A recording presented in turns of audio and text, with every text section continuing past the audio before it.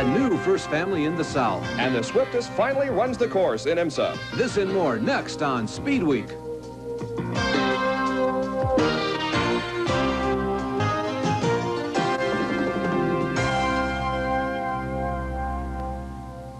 Hi, everyone. Welcome to Speedweek. I'm Bob Jenkins. And I'm Larry Newber. Last weekend saw a couple of first-time winners in victory lane. It happened at the Indy race and at the Winston Cup event in the South.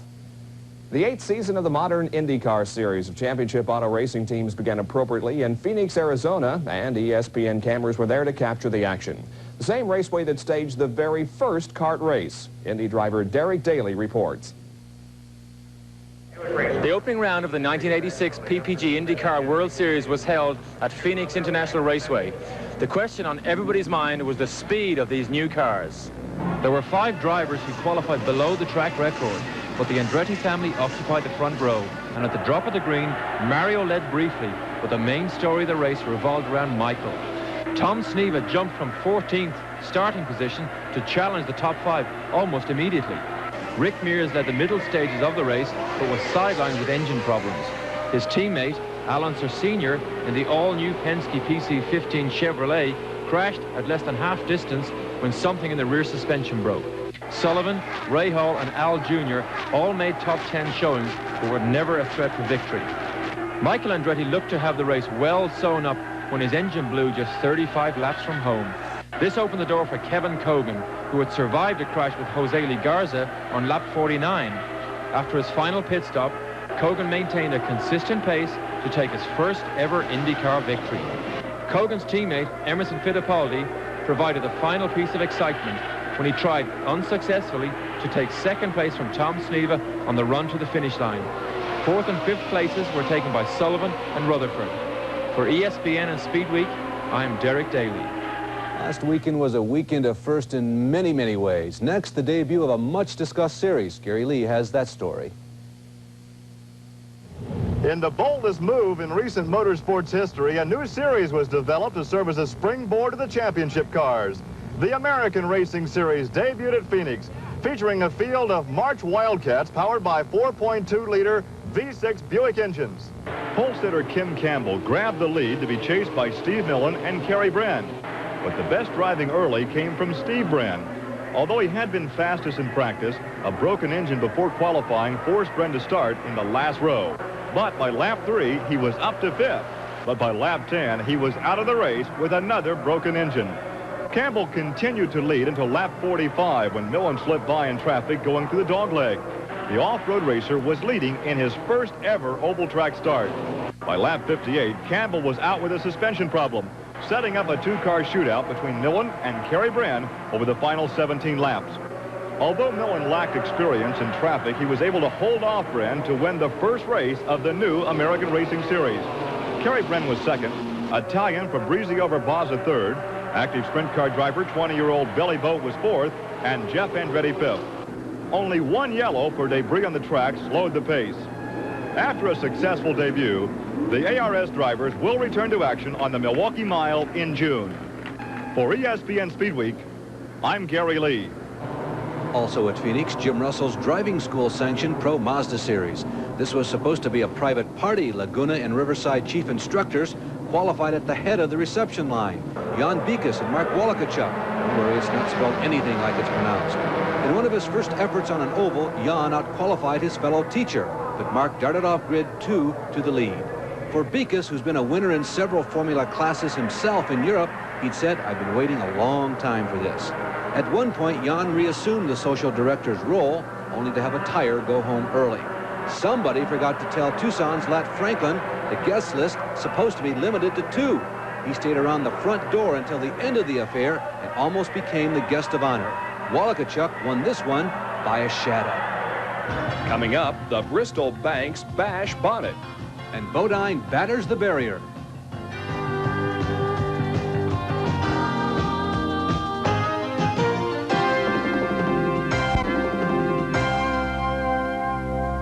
ESPN's Auto Racing 86 cameras were also in the Deep South. Another heartwarming story of another first-time winner in a major league of American racing. Mark Allen reports on the Valleydale 500. The Bristol Raceway, notorious for devouring race cars by the dozens, turned tame through much of the 500-lap race. Outside pole sitter number 12, Neil Bonnet, led the parade early on until his throttle stuck, sending him hard into the wall to bring out the first caution. Bonnet's bell was rung, but he was all right. A few laps later, 8, Bobby Hillen and Dave Marcus got together down the front straight. Eddie Burschwall went low to miss the mayhem, but guessed wrong. The cars were junk, the drivers okay. The same couldn't be said for Ronnie Thomas after a cut tire sent him into the wall. Thomas was hospitalized. Much of the race was a 3-car duel between number 3 defending champ Dale Earnhardt, 11 Darrell Waltrip, and 27 Rusty Wallace. Only Wallace was winless in Winston Cup racing, but by mid-race, the number 27 Pontiac was the car to beat as the Alugard crew anxiously rooted Wallace on. Earnhardt's hopes took a bruising when he tangled with rookie Alan Kowicki and collected Terry Labonte in the melee. 100 laps to go, Wallace blew by Waltrip to lead as his rooters in the pits went crazy. Given Wallace's strength, the battle was for second, but nobody seemed to want it. Ricky Rudd held it till a leaking tire slowed him. That put Earnhardt second till his motor went sour. Waltrip's hopes for a runner-up finish crippled by ill handling. Eventually, Rudd limped home second. Just as it began to rain, Wallace eased his Pontiac across the line for his first NASCAR win in 3 years of trying and contributed to setting a modern NASCAR record. He's the 11th different driver on top of the heap in 11 races dating back to last season. Also in 5 races this year, 5 different car makes have won. This is Mark Allen reporting. The Grand National late model sportsman supported the Winston Cup cars at Bristol, and Morgan Shepherd made it 2 in a row in his V6 powered Buick. Normally, the drivers are the busiest in the first few laps of a race, but in this one, these guys were. 32 laps were completed before a single lap of green. Bosco Lowe oiled the track in lap 1. Brett Bodine spun in turn 2. Number 7 Morgan Shepherd gets through but will have to pit. Rick Mast, Kenny Burks, and Eddie Falk were pinned against the wall. A half lap of green, then more debris on the backstretch. Paul Radford had trouble before the green finally came out for a few laps. Dale Earnhardt, Jeff Bodine, Brad Teagan, Darrell Waltrip hooked up for a while before another yellow for a spin by Mike Alexander after contact with Charlie Luck. Shepherd worked his way from the tail of the field through traffic to take the lead from Earnhardt. Then a grinding crash on the front stretch. Rodney Howard is rear-ended by Kenny Burks. The cleanup necessitates a red flag. Burks is hospitalized for observation.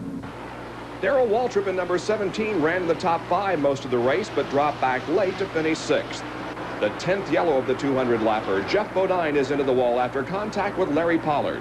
Second year in a row, such an incident has eliminated Jeff. For a second time, Shepherd moved through traffic and took the lead from Dale. He went on to win his 2nd Grand National race in a row. Earnhardt was 2nd, Brad Teague in a strong performance 3rd, Tommy Houston 4th, and Jack Ingram 5th. The 31st NASCAR Grand National race of 1986 has been scheduled for Oxford, Maine, July 13th. Now, up until now, the Oxford 250 has been one of the richer short-track late model races in America, not sanctioned by NASCAR. 66 entries have been received for this year's Indy 500, the lowest number since 1975 when the total was 61. Late entries were cars for Johnny Parsons Jr., Jim Crawford, Ed Pym, and Phil Kruger. John Paul Jr. will team with Denny Angaias in a House March Buick. Rupert Keegan will team with Steve Chassie, and Ian Ashley, a former Formula One driver who competed in CART's Miami race last year, is also entered. 14 of the drivers entered are from foreign countries, and this is the first year ever that all engines will be turbocharged. USAC will sanction the 1986 Pikes Peak Hill Climb Rally Division. Last year, Michelle Mouton set an absolute record in the Rally Division in her Audi Quattro. IMSA GT. The news media kept saying if the Corvette and the Buick March ever finish, they'll do well. Well, the news media was finally right. Bob Barsha of the Racing News Media reports. A 2-year Porsche domination of American sports car racing came to an abrupt end at Road Atlanta in Brazelton, Georgia on Sunday as hometown favorite Doc Bundy and South African Sarah Vandermerve led a record-shattering 1-2 sweep by American-powered cars at the Atlanta Journal-Constitution Grand Prix. A record crowd of over 30,000 suffered a scare on the second lap of the 124-lap race when a fuel leak set fire to the BMW driven by Irish Formula One veteran John Watson. Watson was pulled uninjured from the burning car by fellow drivers. It was the third fire suffered by the team this season. The race continued under green until lap 33 when South Carolina's John Kalajian spun. All the leading cars pitted under the ensuing caution flag, except the number 14 Porsche 962 of defending International Motorsports Association Camel Grand Prix champion Al Holbert, who took the lead. It turned out to be Holbert's undoing, as there would be no more caution periods the rest of the way. When Holbert finally pitted under green to hand off to teammate Derek Bell of England, a balky driver harness dropped them nearly a lap down. They eventually finished third. The defending race champion Jaguar team lost one car to mechanical problems, but managed a fourth place from the number 44 Jaguar of team owner Bob Julius and co-driver Chip Robinson. Up front, Bundy and Vandermerve in their Corvette pulled out a slim lead over the Buick Hawk of Florida's John Paul Jr. and Californian Whitney Gantz. As the laps ran down, Paul crept to within 2 seconds of Bundy, but the Buick was forced to stop for fuel with just 2 laps left, handing the victory to the Corvette team at a record average speed of over 110 miles per hour. Bundy earned the Relco Drivers' Cup honors for the day's outstanding performance. The Camel Lights class for lightweight prototype cars was won by Georgians Jim Downing and John Mafucci in a Mazda-powered Argo racer. From Road Atlanta, this is Bob Varsha reporting. Your motor oil. As Bob Wallach, Paolo Barilla, and Bruce Levin didn't start Sunday's race. A crash during warm-ups destroyed the car and evoked a harsh response from car owner Levin. In somebody's infinite wisdom, they decided that we should have a lot of races, and without taking into consideration the cars are very sophisticated, very fast, and take a lot of care and feeding and maintenance. And it's amazing to me that somebody hasn't gotten killed, because these cars are going so fast now, you can't spin them. When you get into trouble, you can't spin them out. They just arrow in, and that's why we've seen so many totals. And until IMSA and the sanctioning bodies and R.J. Reynolds and all the other people that are putting this show on get serious about racing and start caring about the drivers and the cars and the people involved, we're going to have more accidents and somebody will get killed. The other GT divisions have become an international battle of the manufacturers. Chevy's Jack Baldwin set fast time and took the early lead over Ford's Scott Pruitt and in front of Bill Elliott's Airplane. Soon Pruitt went to the vanguard as the two of them led Nissan's own, as in salad dressing, Paul Newman. Bill Elliott and Bruce Jenner battled early on. Newman was off course and then out of the race. Chet Vincent's Little Red Porsche had started 9th and moved to 5th to challenge the Fords. Baldwin made an unscheduled pit stop that dropped him to 6th, but he battled his way back to the front. Jack finally caught Vincent's Porsche, which was then 2nd, but the battle didn't last long as he was off in the grass and back to 3rd. Former go-karter Scott Pruitt held on to win his 2nd GTO race in a row. Bill Elliott was 4th, and Gene Felton, who was up to 2nd at one time, 5th. The GTU class was again won by Bob Earl and that rapid Pontiac Fiero. Irv Hare and Tommy Riggins were the stars of the Kelly American Challenge race, also at Road Atlanta. The Irv and Tommy show started on the first lap as they battled for the top spot. A full course yellow came out when Riggins went for the lead, then hit his brakes, leaving Irv no place to go but into the rear of Tommy. Then third place Clay Young came up the big loser as he rammed Irv in the rear, tearing up the front of his Firebird. On the restart, Irv's car seemed to be all right, even with damaged sheet metal, and the show is back on. First, Tommy takes Irv. A lap later, Irv passed Tommy. Then at the entrance to turn 1, Tommy passed Irv. But the final was Irv taking Tommy for the last time to win the Kelly American race over Tommy Riggins, 3rd, Mac Gouge, 4th, Craig Tennant, and 5th, Wes Burnett. Earlier in the day, Cal Choquette led from start to finish in the champion Sparkplug race. Minnesota's Bobby Archer drove like he was on ice at times, but couldn't catch Cal. Dave Jolly and Dennis Shaw battled for 3rd and 4th until Dennis had to climb out of his overturned car. 4th then went to Doug Peterson in a Honda Acura, followed by Joe Vardy's Pontiac. When we return from the rich dirt of California to the bright red Georgia clay. And from 2 wheels to 4 and everything in between. Many of the IMSA regulars attended the, guess what, sprint car races over the weekend.